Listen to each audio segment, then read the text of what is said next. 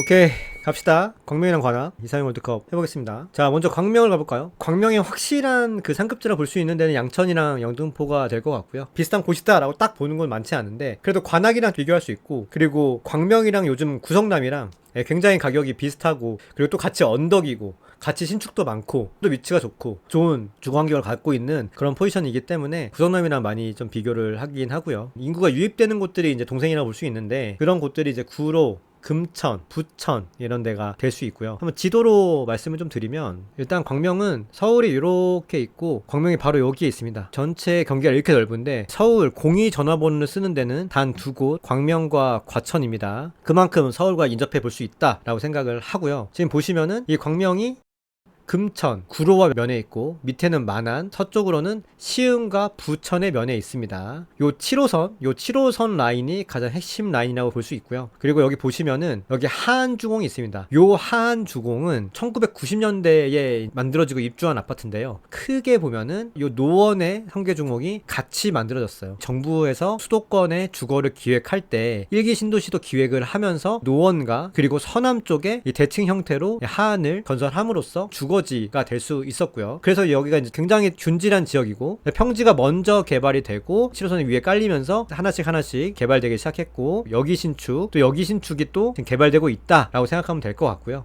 원래 대장은 이제 요 친구가 한 21년 이후에 하고 있다가, 이제 요 친구가 바로 그 다음 년도에 들어오고, 헤리티자이가 지금 굉장히 선호를 받고 있죠. 지역번호 02 쓰고요. 강남 30분입니다. 지하철로 이동했을 때 30분이 딱 걸린다는 얘기고요.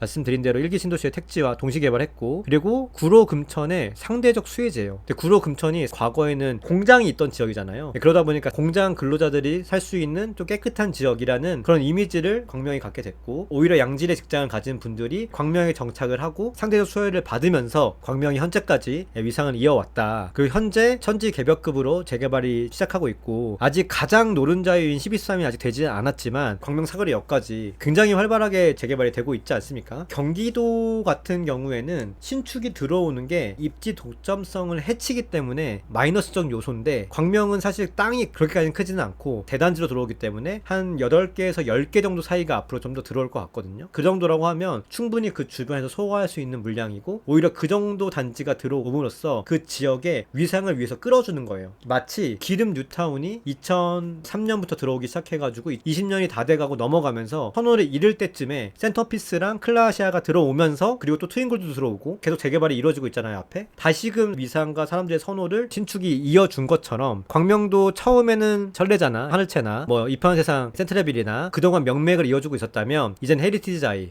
새로 들어온 철산자이, 아직은 뚜껑을 열지도 않은 주공 12, 13 이런 것들이 새거로 메가톤으로 다 들어오면은 다음 장에서도 광명의 위상은 충분히 이어질 수 있다라고 저는 생각을 하고 있습니다. 그래서 지금 오늘 말씀드릴 단지는 최근에 굉장히 뜨거운 단지입니다. 철산자이 더 헤리티지. 이게 또 이렇게 좋은 단지 얘기하면 또 이렇게 경건해지게 두 손 모으고 얘기하게 되네. 그렇게 기대를 하지 않았는데 그 문주가 굉장히 인상적이었고 이뻤고 좀 웅장했어요. 웅장했고, 갑자기 소감을 얘기하지? 이렇게 얘기하면 제가 무슨 커뮤니티 헌터인 줄 아시겠지만, 그 커뮤니티에 들어갔는데 도서관이 그건 뭐 너무 좋았어요. 사실 규모가 그 세대수 대비해서는 좀 크지는 않았는데, 여기서 인보 쓰거나 뭐 콘텐츠 만들면 일필휘지겠는데? 라는 생각이 들 정도로 굉장히 쾌적했어요. 그리고 또 평지거든요. 이쪽 부근에서 평지라는 건 굉장히 강점이고, 그 철산역에서 걸어갈 수 있어요. 그 SK뷰 롯데캐슬 있잖아요. 거기 이제 그 상권을 이렇게 좀 가로지르면서 가기 때문에, 거기 또 블루리본 맛집 커피도 있거든요. 그런 데서 커피도 홀짝홀짝 하고 마시고 이렇게 하면서 가다 보면 또 금방이거든요. 그래서 그 철산자이 더 헤리티지가 단지도 잘 나오고, 그 역까지의 그 상권도 굉장히 자연스럽고 잘 형성돼 있고, 그러니까 동떨어지지 않은 거죠. 그리고 또 위쪽에 또 소품하잖아요. 요즘 사람들이 좋아할 수 있는 거의 모든 조건들을 두루 갖췄다라고 볼 수 있습니다. 사실 가격이 지금 굉장히 많이 치고 있는데 저는 그게 그렇게까지 특이하다고 생각되진 않습니다. 과거에 철산, 레미안, 자이가 보여줬던 상승률 이런 것들을 그대로 재현하고 있는 거기 때문에 저는 뭐 이 가격이 충분히 시장에서 납득되는 가격이다 라고 보고 있습니다. 25평이 매매가 13억이고 전세가 5.5죠. 지금 이미 올라가고 있다라고 생각하시면 될 것 같습니다. 자, 그리고 관악 같은 경우에는 형님 이제 동작이랑 영등포가 되겠죠. 관악이라는 지역의 이미지가 어떤 이미지냐면 최고의 가성비, 교통 원툴, 약간 뭐 이런 느낌이에요. 그래서 관악을 서울의 그 여타 지역이랑 비교하기보다는 판교와 강남을 갈 수 있는 그런 수지, 혹은 교통은 약간 떨어지지만 환경이라는 또 요소가 가미되고 있는 평촌도 있고 광명도 있고 이런 수도권 4군지와 충분히 비교할 수 있는 지역이 관악이다 라고 생각되고요. 관악보다 조금 하급지는 구로 금천이 된다고 볼 수 있습니다. 특징은 극가의 교통이죠. 이것도 지도를 보면서 한번 얘기를 한번 해볼까요? 관악이 여기 있습니다. 서울에서 남쪽에 있고요. 관악산이 여기가 굉장히 높은 산이고, 관악구에 산이 많은 건 관악산 때문은 아니거든요. 여기 뭐 국사봉도 있고 여기 장군봉도 있고 상대적으로 좀 언덕이 굉장히 심한 구 중에 하나고요. 서울에서도요. 위로 동작구와 면에 있지만 생활권이 좀 산 때문에 분리되기도 하고, 서초구와 면에 있지만 사실상 이게 면에 있다고 볼 수가 있나, 왜냐면 여기가 좀 도로적으로도 그렇고 아예 생활권적으로 완전히 분리되어 있기 때문에 지리적으로는 붙어 있지만 생활권적으로는 너무 먼 그대다. 여기 이수역이 막고 있기 때문에 좀 면에 있다는 생각이 별로 안 들어요. 서쪽으로는 금천구와 구로구 그리고 영등포구와 약간 이렇게 골든크로스 느낌으로 면에 있습니다. 구디를 기준으로 해서요. 하지만 우리가 관악이라고 생각하면 거의 대부분 서울대 입구역, 봉천역, 신림역까지가 주된 아파트 지역이 밀집해 있는 곳이라고 볼 수 있고, 사실 신림동 같은 경우는 여기도 단지가 좀 있지만 투자 우선순위라고 보긴 조금 어렵다고 볼 수 있습니다. 항상 생각하는 것 중에 하나가 뭐냐면 관악이 위치가 너무 좋아요. 심지어 여기서 요 강남까지 20분이 채 안 걸립니다. 지하철이요. 몇 개 안 돼요. 하나, 둘, 셋, 넷, 다섯, 여섯, 7개밖에 안 돼요. 7개. 그러니까 여기가 굉장히 위치가 좋은 거예요. 지금 다들 댓글도 위치는 좋은데 근데 점점점 약간 다 이런 분위기거든요. 하지만 잊지 말아야 될 건 위치가 정말 정말 좋다라는 걸 꼭 기억하시고요. 그거를 단적으로 보일 수 있는 게 뭐냐면 잠실나루 있죠. 파크리오가 갖고 있는 여기 잠실나루가 13분이에요. 13분인데 여기는 강남이 15분입니다. 뭐 여러 가지가 별로인 거 당연히 알지만, 제가 지난 장에 2018년 19년 때 그 수지 평촌 이런 곳이랑 고민했던 곳이 관악이었어요. 근데 그때도 항상 어떻게 해야 되지? 뭐가 좋지? 막 하다가 야 그래도 수지 또 정평중 학군 신분당성 짝짝 이러고 평지 그리고 평촌 중앙공원 귀인 학군 그리고 그 학원가 이런 거 하다 보면 관악을 살 수가 없거든요. 근데 결과가 어때요? 절대 뒤떨어지지 않아요. 관악이 수지 평촌 광명과 비교해서. 오늘 비교가 관악이랑 광명이잖아요. 생각보다는 더 프리미엄을 줄 필요는 있다. 모든 4군 중에서 먼저 반응한 거는 관악이 순서가 앞에 있습니다. 강서보다 관악이 먼저 왔어요. 반응이. 동대문은 물론 입주가 있기 때문에 좀 그럴 수 있는데 동대문보다 먼저 왔고 서대문보다도 먼저 왔습니다. 투자나 실거주가 먼저 반응했습니다. 근데 그런 거를 편견을 갖지 않으시길 좀 바라는 마음입니다. 그 서울 최고의 가성비 주거지라는 이 타이틀은 여전히 관악구가 가지고 있고요. 특이점은 제가 뒤에 말씀드리겠지만 뚜렷한 대장이 없습니다. 대장이 있긴 있는데 어딘가 좀 허술해. 구암초라는 데가 있어요. 드림타운, 벽산 1차, 센트시엘까지 해서 구암초를 보낼 수 있는 곳을 깨선호가 있어가지고 그 구암초 학군까지도 알아줄 필요가 있는 그런 지역이라고 볼 수 있을 것 같습니다. 그래서 여기서 가져온 단지는 힐스테이트 관악 센트시엘입니다. 굉장히 이쁘죠? 이쁘고 뭐랄까 관악에 뿌려진 한 줄기 빛이랄까, 좀 이렇게 언덕길이니까 올라가다가 뭔가 이렇게 신축이 보이면 굉장히 기분이 좋잖아요. 또 힐스테이트가 바로 학교 이렇게 딱 앞에 있으면서 에스컬레이터 이렇게 쫙 올라가고 이게 딱 이렇게 또 굉장히 좀 장관인 아름다운 이쁜 단지라고 볼 수 있습니다. 매매가 13.5에 전세가 6.3입니다. 전세가 많이 올라왔죠. 입주장에는 많이 나왔었는데 전세가 그래도 어느 정도 올라왔다고 볼 수 있습니다. 그래서 오늘은 다른 때랑 좀 별개로 조금 더 베이직하게 말씀드리려고요. 입지를 비교할 때 제가 이 순서로 감을 잡아요. 그래서 여러분들도 저와 같은 순서로 같이 한번 감을 잡아볼까요? 자, 행정구역을 두 개 비교해보겠습니다. 관악구와 광명시를 비교하는 거잖아요. 가져와서 봐요. 그러면 전세 같은 경우에는 관악이 훨씬 높네. 사실 관악의 이미지에 좀 그런 게 있어서 그렇지, 관악에 자리하고 있는 아파트들은 그래도 나름대로 괜찮은 아파트들이라고 볼 수 있는 거죠. 이거부터가 이미 신기한 겁니다. 그리고 철산동과 봉천동과 신림동 있죠. 여기 보시면 철산동이 전세가가 이렇게 막 올라가요. 봉천동이 이미 위에 있고, 철산동이 봉천과 신림을 오간다. 이런 경향성이 있구나라는 거를 먼저 이렇게 크게 좀 봅니다. 관악?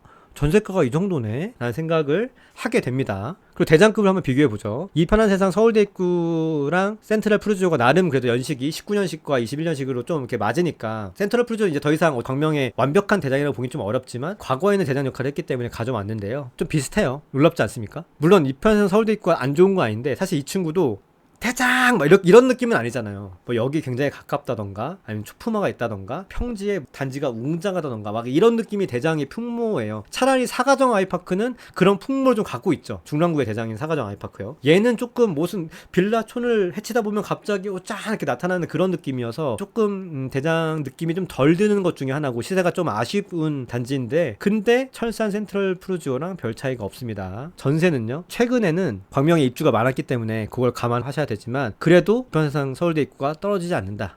관악이 굉장히 살기가 좋다고 생각하는 그런 광명보다 연식이 밀리지 않으면은 단지가 살짝 애매해도 매매랑 전세가 둘 다 밀리지 않네. 야, 이거 위치 관악, 야, 이거 역시 서울, 이런 플로어를 생각을 한다는 겁니다. 자, 그리고 하나 더 비교해봐요. 왜냐면 대장만 비교하면 알 수 없고 관록에 있는 또 구축을 비교해야 사람들의 선호도의 차이가 오가는 걸 알 수 있거든요. 그래서 봉천역 역세권인 곳을 갖고 왔고요. 그리고 철래자, 가장 또 철산동에서 선호받는 준신축. 근데 이 둘의 차이가 연식이 거의 10년 차이입니다. 얘는 2000년식이고 얘는 2009년식인데 10년인 걸 감안하면 이 차이가 크다고 보기 어렵습니다. 왜냐면 여기는 완전 초신축이에요. 이때는 2009년식인데 여기 3년차, 4년차, 5년차예요. 지금 헤리티지 자이 느낌이에요. 그러니까 가격 차이 이렇게 많이 나죠. 근데 여기서 어떻게 돼요?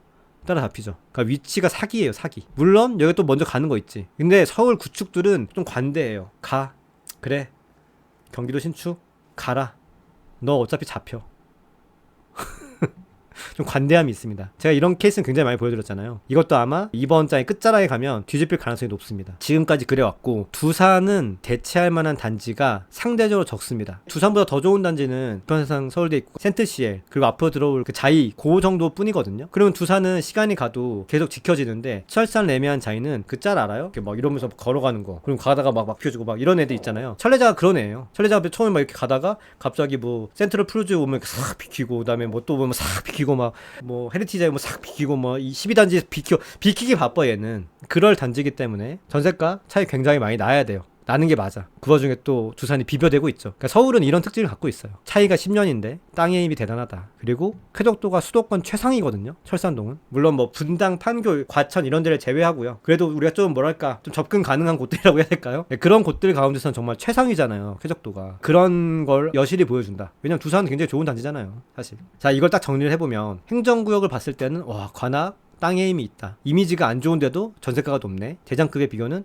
결국에 연식이 비슷하면 환경이 밀려도 비슷하다. 그러니까 연식이 비슷하면 비슷한 거예요. 그 구축이 비교했을 때는 땅의 힘이 결국 매매가에는 반영이 되고 쾌적도는 결국 전세에 반영이 되더라. 그래서 결론은 연식이 유사한 것 중에서 환경이 크게 부족하지 않으면 거의 선호는 비슷하다 라는 결론을 얻게 됐죠. 자, 뭘 기억해야 된다고 했어요? 연식이 비슷하면 환경이 조금 밀려도 비슷해. 그럼 자, 연식은 어때요? 비슷하죠. 환경은 뭐가 더 좋습니까? 환경은 얘가 더 좋죠. 역세권, 초품화, 평지, 상권, 그 다음에 심지어 목동, 학군, 학원가까지. 얘는 가성비로 되게 좋은 균형점 있는 단지라고 저는 생각합니다. 힐스테이트 관악 센트CL, 구암초, 언덕이 있지만 그래도 평탄화 어느 정도 돼 있습니다. 물론 여기 타고 올라가야 되지만. 그리고 상대적인 선호도를 받죠. 왜냐면 구축과제 신축이니까. 게다가 서울이라는 강점 비교해봤을 때 잘 모르겠습니다.